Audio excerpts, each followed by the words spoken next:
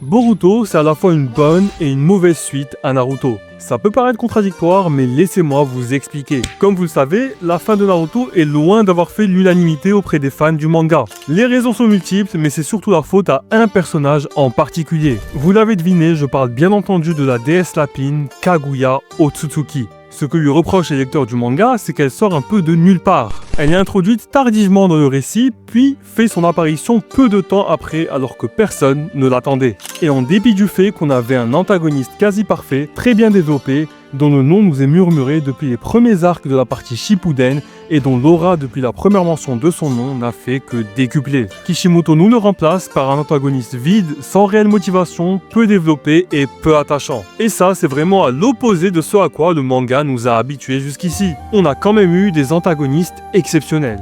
Gaara, Kinimaru, Orochimaru, Pain, pour ne citer que. Passer de Seppule à Kaguya, c'est dur. Et pour ceux qui diraient que Kaguya a été développée, qu'elle a eu une backstory, sachez que c'est vrai que pour l'anime, ce n'est pas le cas dans le manga. Et les flashbacks de l'anime sont des hors-série, ils ne sont pas canons et d'ailleurs pas toujours très cohérents avec le manga. Le but de Kaguya était de transformer le monde entier en Zetsu blanc à l'aide du Tsukuyomi infini afin de lever une armée. On a donc un ennemi final globalement vide, au dessin flou et pour qui on éprouve très peu d'empathie. Super. C'est sur cette base que Boruto doit prendre le relais. À la fin du manga, le monde de Naruto est en paix. Kaguya et Black Zetsu ont servi à justifier que les antagonistes majeurs de la série aient été manipulés. Pain a été manipulé par Obito, qui a été manipulé par Madara, qui a été manipulé par Kaguya. Donc c'est de la faute de personne, si ce n'est cette alien sortie de nulle part. À partir de là, Boruto doit forcément continuer sur la voie des Otsutsuki. Même si personne n'a aimé son arc dans Naruto, tu ne peux pas rétro-pédaler en enlevant la paix obtenue à la fin du manga.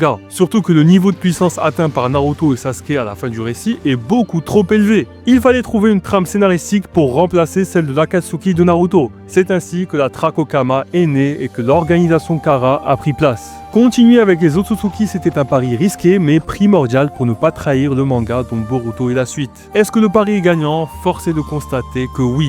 Boruto a réussi à reprendre le concept des Otsutsuki, du fruit du chakra, de Jubi, de le développer et d'en faire quelque chose de génial, intéressant et captivant. Le concept d'Otsutsuki a été étendu. À la base un clan extraterrestre, dans Boruto, être Otsutsuki ne se limite plus à ça. Un humain, un terrien, peut devenir un Otsutsuki. La clé pour ça, c'est le Kama, la meilleure idée du manga selon moi. Le Kama, pour rappel, c'est un sceau qui sert de sauvegarde comprimée des données biologiques d'un membre du clan Otsutsuki.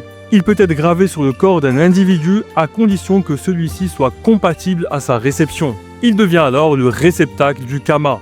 Au fil du temps, les données biologiques contenues dans le Kama vont progressivement dégeler, un peu comme un sucre qui se dissout dans du thé, pour reprendre la métaphore d'Amado, et ainsi écraser celle du réceptacle jusqu'à ce qu'il se transforme complètement en Otsutsuki. Lorsqu'un Otsutsuki meurt, son âme migre vers l'un de ses réceptacles, et lorsque le processus de dégèlement des données de son Kama est terminé, il se réincarne dans le corps de son réceptacle. C'est ainsi que les Otsutsuki parviennent à transcender la mort. Et ça, c'est intéressant. L'objectif ultime reste de planter l'arbre Shinju sur une planète pour récolter toute l'énergie vitale de cette dernière, faisant pousser le fruit du chakra destiné à être dévoré par un Otsutsuki avant de répéter ce processus sur une autre planète. Mais le Kama vient apporter une intrigue et un objectif parallèle à ce mystérieux clan des Otsutsuki. Ça tranche avec les antagonistes de Naruto qui avaient des objectifs plus humains, plus compréhensibles, voire plus noble. Pain voulait instaurer une paix durable dans le monde ninja. Deidara voulait simplement exprimer son art au travers de ses explosions. Obito voulait créer un monde illusoire meilleur que le monde réel, jugé cruel et sans espoir, mettant fin aux souffrances dans le monde, un peu comme le projet de Pain finalement. Même Orochimaru, qui comme les Otsutsuki était en quête d'immortalité, avait un motif derrière. Il voulait la vie éternelle pour acquérir toutes les connaissances qui existent, maîtriser tous les sorts existants.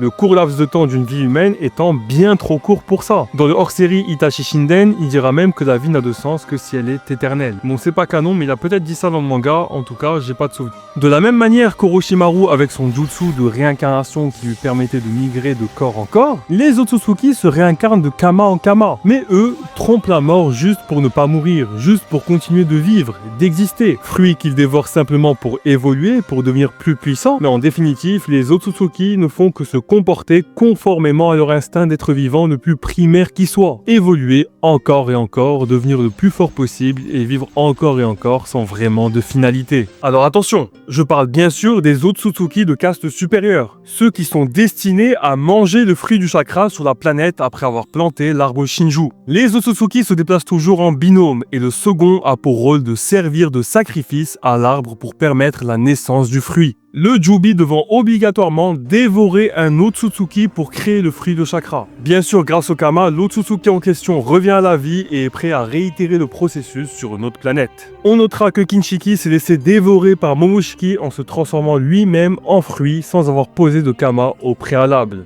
Mais même les Otsutsuki supérieurs ont recours au Kama quand leur vie est menacée, à l'instar d'Ishiki et Momoshiki. Ce qui est intéressant, c'est que cette volonté de vivre éternellement s'oppose radicalement au sens du sacrifice des ninjas. Les shinobi, eux, sont prêts à donner leur vie pour autrui.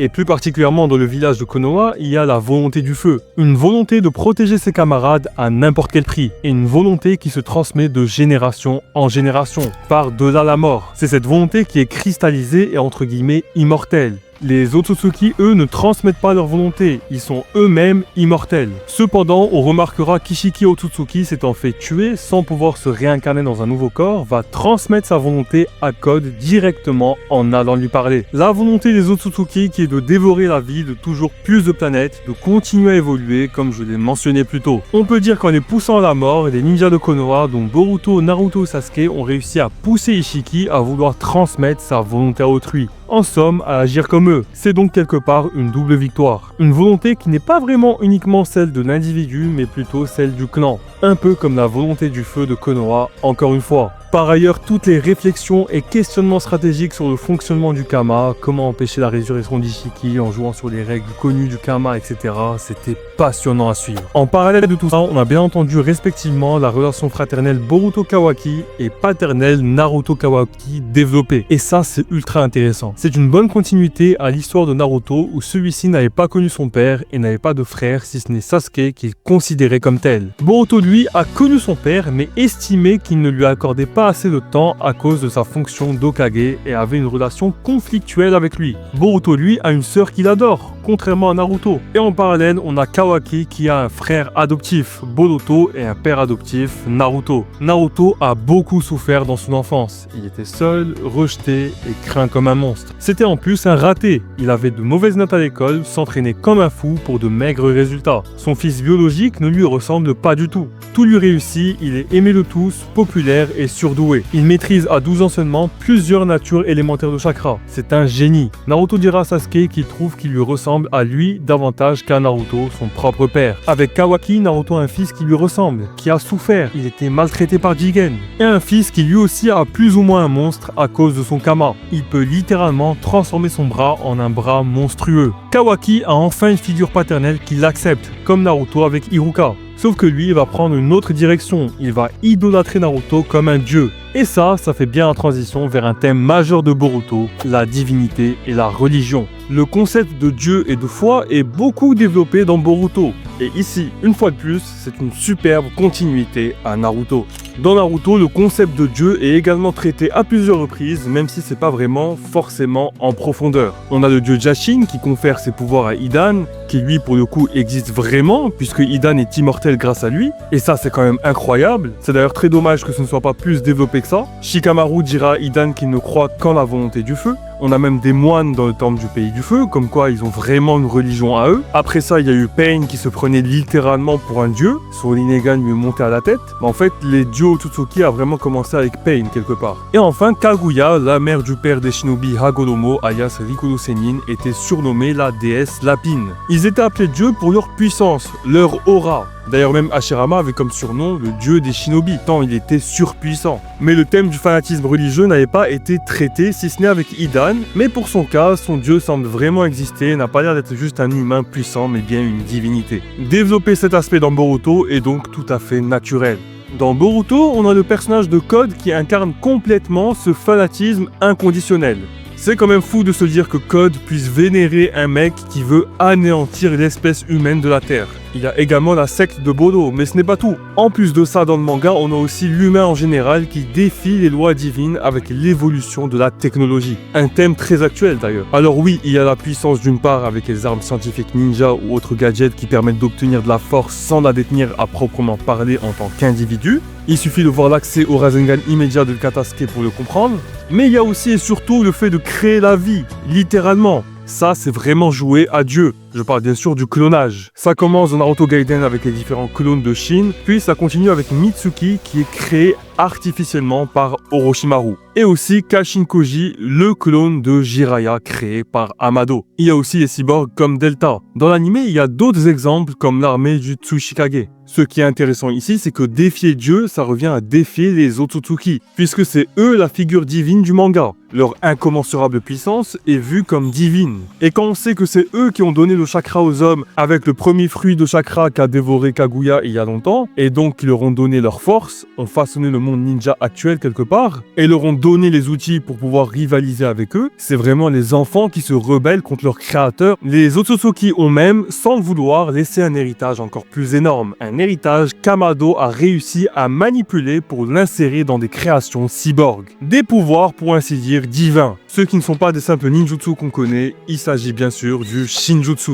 Le Shinjutsu, c'est THE idée qui a permis de relancer l'intérêt de Boruto et qui le différencie de Naruto. Les capacités spéciales, leur compréhension, la stratégie, tout ça a toujours fait partie de l'ADN du manga. Mais soyons honnêtes, dans Naruto, on avait globalement fait le tour. Boruto rentre dans une nouvelle dimension avec les capacités divines. On n'est plus sur de la manipulation d'ombre, partager la souffrance si on t'absorbe le sang, repousser toutes les attaques quelle que soit leur nature ou quoi. Là on est sur du voir et entendre tous les événements passés entre le moment de ta naissance jusqu'au moment présent, incluant de voir les images en live, en temps réel. C'est le pouvoir de Eida, c'est vraiment un pouvoir qui s'apparente à celui d'un dieu. Et ce n'est pas tout.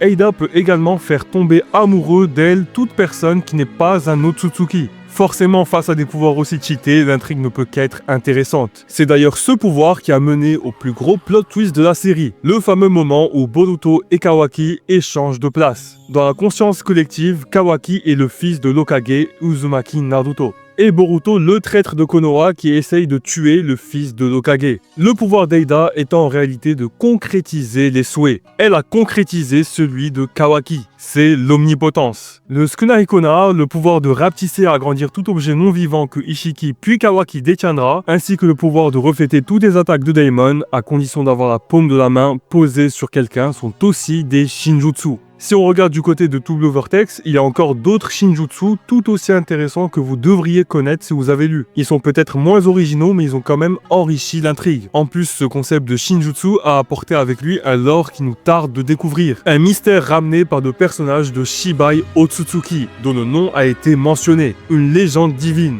Un Otsutsuki qui a tellement évolué qu'il a développé tous ses pouvoirs incroyables que les personnages comme Eida ont repris. Ça, bien sûr, c'est grâce au génie d'Amado. Mais alors pourquoi ?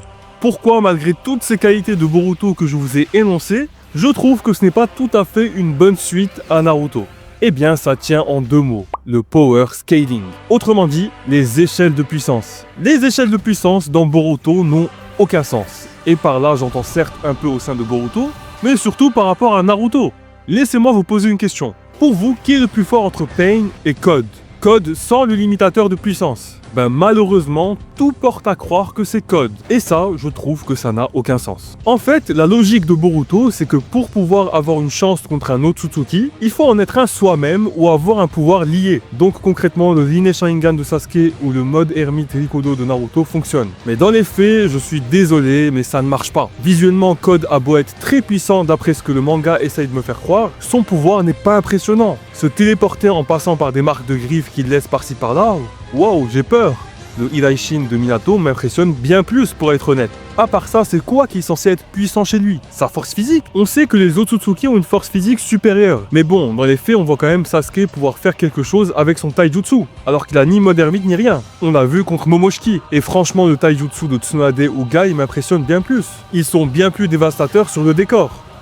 Les pouvoirs de Pain, d'attraction et de répulsion font bien plus transpirer que le pouvoir de Code. Sérieux, avec le Kama, tu peux absorber le jutsu. Bah avec le Rinnegan aussi. Même Ishiki, son pouvoir, c'est de rapetisser et agrandir à sa guise tout objet non vivant. Ok, ça a l'air stylé parce que l'auteur donne ce pouvoir à quelqu'un de puissant, mais franchement, je vous garantis que ce pouvoir, il l'aurait donné à un membre de l'Akatsuki, ça aurait pas l'air aussi cheaté. Ça m'étonnerait pas qu'un Kakuzu puisse battre un mec avec ce pouvoir. Mais bon, bien sûr, il faut ajouter ça à la fameuse force physique des Otsutsuki. Une force physique telle qu'il a fallu que Naruto nous sorte le mode Byron. Pour vous, est-ce que Ishiki est plus fort que Madara? Pareil que pour Pain, pour moi ça devrait pas être le cas, mais dans les faits, apparemment oui. Et je vous parle du Madara simple, donc avec Mangekyo, Susanoo et compagnie. Et allez, à la rigueur avec les cellules d'Hashirama. Je ne vous parle pas de Madara Jinchuriki de Jubi. En plus, vous vous rendez compte qu'établir quelque chose d'aussi gros que battre un Otsutsuki implique qu'il faut en être un, ça met plein de personnages sur le carreau. Heureusement que dans True Blue Vortex, les choses évoluent. Et le truc, c'est vraiment que même si on nous dit qu'il faut en être un pour les battre, pour moi, c'est pas crédible parce qu'ils n'ont pas l'air forts. Ils n'ont pas l'air si forts que ça, vraiment. Heureusement que le Shinjutsu est venu relancer de l'intérêt. Et quand je vois le niveau qu'a atteint Boruto sans utiliser son Kama dans True Blue Vortex, je me demande si ce principe est encore respecté. Le mec m'a l'air de rouler sur Kawaki Kama sans pour autant activer le sien. Après, faut pas oublier que depuis la mort de Kurama, Kishimoto a repris la main sur le scénario du manga. Peut-être qu'il corrige un peu ce genre d'éléments instaurés par le passé par Ikimoto, et ça c'est tant mieux. Un autre exemple de power scaling complètement foiré, c'est Naruto vs Delta. Le mec est censé avoir le mode ermite Rikudo, donc le mode ermite ultime combiné au chakra de Kurama. C'est évidemment censé être infiniment fois plus fort que le mode ermite de Naruto vs Pain. Pourtant, on dirait qu'il donne des coups de poing normaux. C'est du délire. Les coups de Naruto contre Pain étaient bien plus dévastateurs. Et comment il peut galérer même un tout petit peu contre Delta? Elle n'est pas si forte que ça. Non, vraiment, les échelles de puissance me bloquent énormément de Boruto et c'est vraiment le seul point qui fait que je n'arrive pas à considérer Boruto comme une suite légitime à Naruto, malgré tout le plaisir que je prends à lire, et malgré toute la passion que j'ai pour l'œuvre. Je la vois comme une œuvre un peu à part, mais tout du moins passionnante. Voilà, n'hésitez pas à me dire ce que vous pensez de Boruto en commentaire. Est-ce que pour vous, c'est une bonne ou une mauvaise suite à Naruto? Et surtout, qu'est-ce que vous pensez de ce power scaling dont je vous ai parlé? Peut-être que vous essayez même pas de comparer les antagonistes de Boruto avec ceux de Naruto. Alors répondez aussi à cette question pour vous, entre Code et Pain, qui est le plus fort?